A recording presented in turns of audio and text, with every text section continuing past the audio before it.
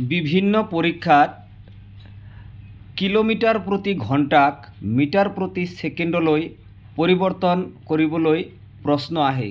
প্ৰশ্নবোৰ কেতিয়াবা ডাইৰেক্টলি আৰু কেতিয়াবা ইনডাইৰেক্টলি আহে। গতিকে আহক আমি জানি থওঁ, ভৱিষ্যতে আমাৰ উপকাৰত আহিব।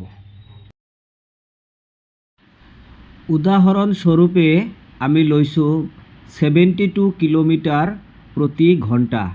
ইয়াক আমি কিলোমিটাৰ প্ৰতি ঘণ্টাৰ পৰা মিটাৰ প্ৰতি ছেকেণ্ডলৈ পৰিৱৰ্তন কৰিম। পৰিৱৰ্তন কৰিবলৈ আমি কি কৰিম? প্ৰথমতে এই 72 লিখি ল'ম। কিলোমিটাৰ মানে 1 কিলোমিটাৰ, মই 1 কিলোমিটাৰ লিখিলোঁ। আৰু ঘণ্টা, ঘণ্টা মানে 1 ঘণ্টা, এই আজডালে হৰণ চিন বুজাইছে।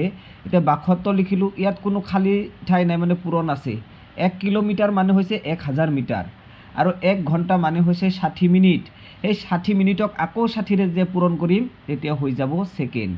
এইবাৰ মই কৰিম কেঞ্চেলিং, 0 0 কাটিলোঁ, 0 0 কাটিলোঁ, 6 12 গুণে 72 কাটিলোঁ, আৰু এই 6 2 গুণে 12 কাটি দিলোঁ। গতিকে আমাৰ শেষত কি থাকিল? 2 পূৰণ 10, 2 10 গুণে 20। এইটো হৈ গ'ল আমাৰ মিটাৰ প্ৰতি ছেকেণ্ড। এনেকৈ আমি কিলোমিটাৰ প্ৰতি ঘণ্টাৰ পৰা মিটাৰ প্ৰতি ছেকেণ্ডলৈ চিৰাচৰিত যিটো ট্ৰেডিশ্যনেল নিয়ম, সেই নিয়মত কৰিব পাৰোঁ। এতিয়া এইটো গণিতকে আমি 1 ছেকেণ্ডৰ ভিতৰত শ্বৰ্টকাটত কেনেকৈ কৰিম? প্ৰথমতে প্ৰশ্নত দিয়া 72 লিখিছোঁ, পূৰণ দিছোঁ। এইবাৰ লিখিছোঁ 18/5 মিটাৰ প্ৰতি ছেকেণ্ড। কটাকটি কৰিলোঁ। 18 4 গুণে 72, 4 পূৰণ 5 থাকিল, 4 5 গুণে 20।